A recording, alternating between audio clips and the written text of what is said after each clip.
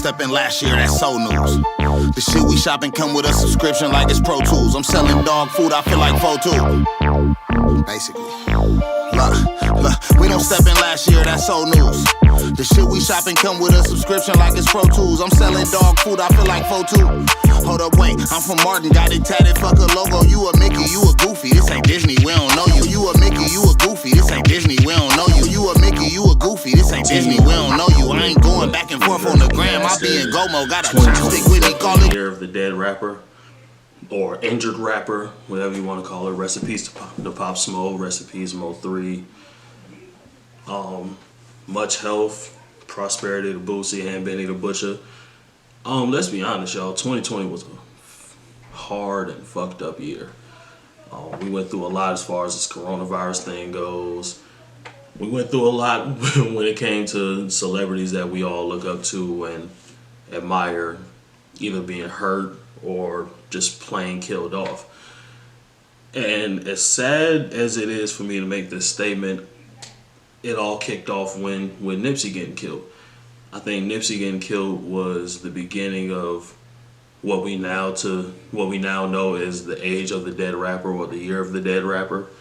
Because after Nipsey, man, think about it. We've lost some influential people. Like Pop Smoke got killed not long after. Then Mo 3, King Von.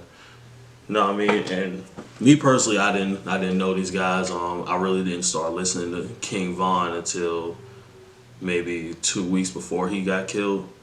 But his music's fire. I will definitely say that.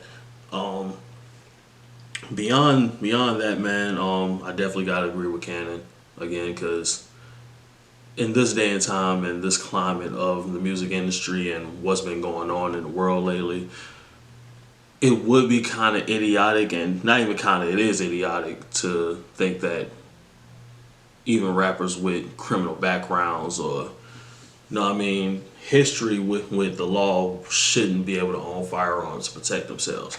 Anybody that, you know what I mean, is out here in this world deserves the right to protect themselves and their families.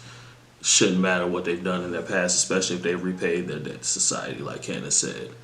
But what I'm gonna get into right now is the biggest piece of fuckery to kick off 2021 with this whole march on our nation's capital with these Trump supporters or Antifa, whoever y'all are. Truthfully, y'all, Stephen A. Smith voice. We don't care. Insert Stephen A. Smith. Like, we don't care. Like, me personally, as a black man, I don't care. I really didn't care about it. I thought it was funny to watch. And of course, I made the same statements that just about every other black person in America made. If that mob of people was black, walking into the Congress building or breaking into the Congress building, fighting back at police with guns and, you know what I mean, ladies getting shot in the neck in the process, they would have been utterly flattened. They would have been mauled. It would have been a massacre. The DC police probably would have been ordered to shoot at will if they felt threatened. But because this was a government building that is ran by white people, majority, and these were white people attacking, what makes you think they would even think to cut down their own? This is what I want my people, the black community, the brown community, all the minorities in America to understand. If they didn't give a fuck about us in the beginning or through all this, what makes you think that they would treat their people differently? What makes you think that they wouldn't treat their people, their own people, differently than what they treated us? Speaking as somebody that has been to a couple Black Lives Matter protests and even been arrested from things that happened at the protests, I can honestly say, watching those news stories, that the same energy that was given to Black Lives Matter was not given to any of those people.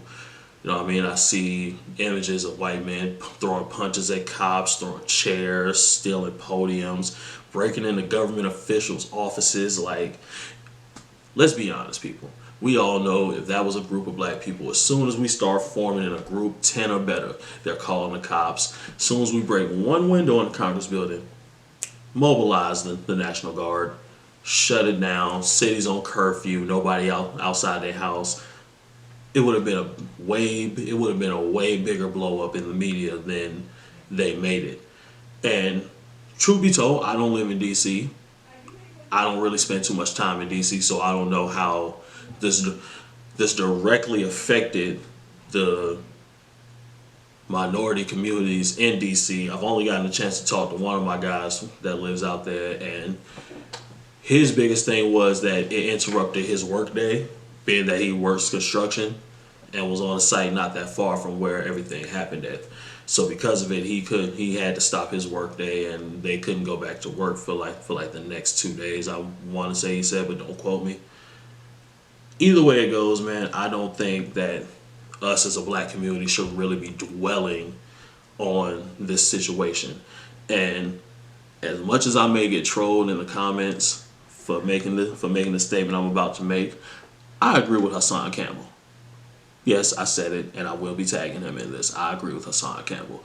There's no reason why black people should be caring about what white people do on white people's time with white people property and their own money, or the things that they claim they built, when we have a bigger problem of us not even being able to come together and organize to even stand against them. We're letting our kids, the next generation, run around wild like just the old West, and they're cowboys and Indians just shooting each other over neighborhoods and buildings that they don't even own, probably will never own in their life. I mean, we stake claim to neighborhoods that we don't own property in. We shoot each other over drugs that we don't create or mass produce, and we're only limited to being street level salesmen.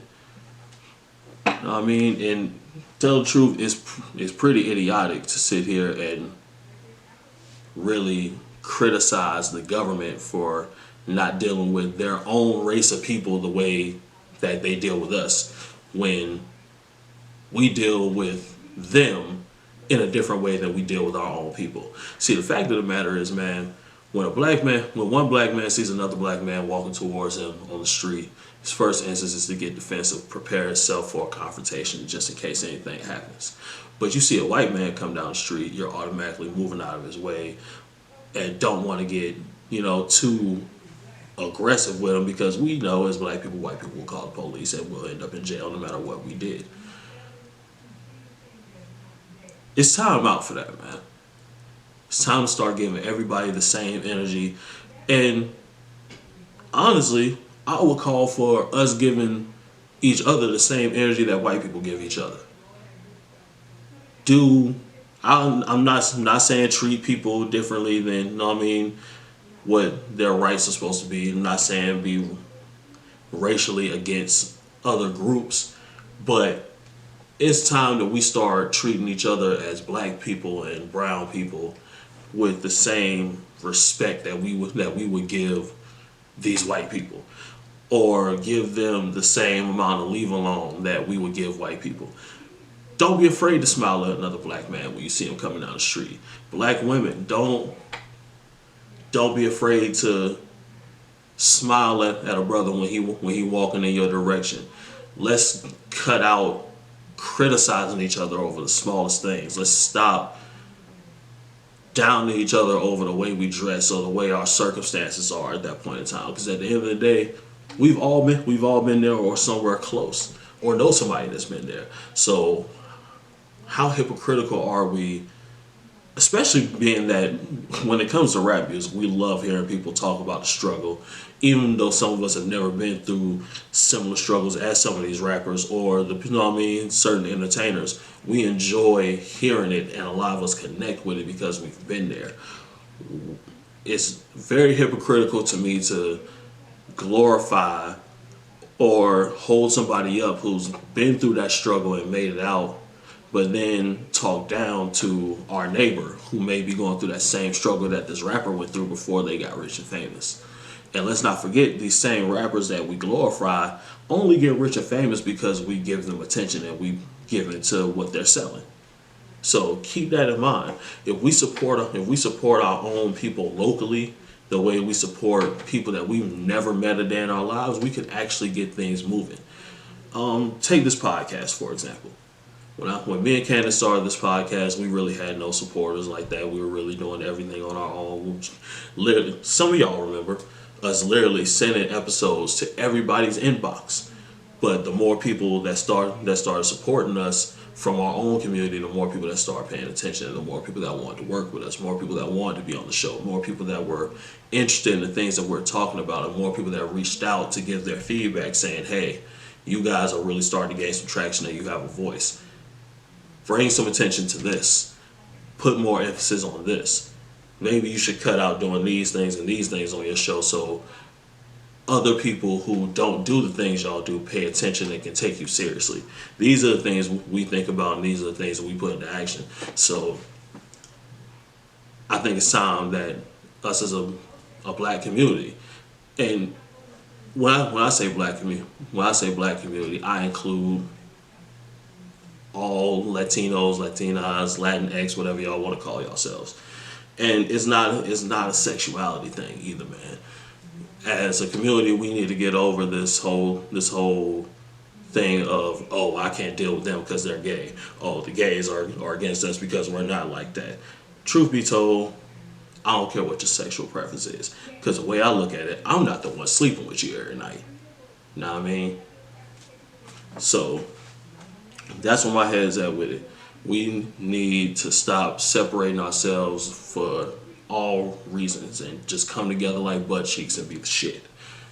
And stop complaining about what white people do on white people's time with their own resources. Because at the end of the day, we all know, no matter who the president is, no matter who's in Congress, in what office, none of us really expect the hood to change. We have to change the hood ourselves. Know what I mean? We don't step in last year, that's old news. The shit we shopping come with a subscription like it's Pro Tools. I'm selling dog food, I feel like 4-2. Hold up, wait, I'm from Martin, got it tatted, fuck a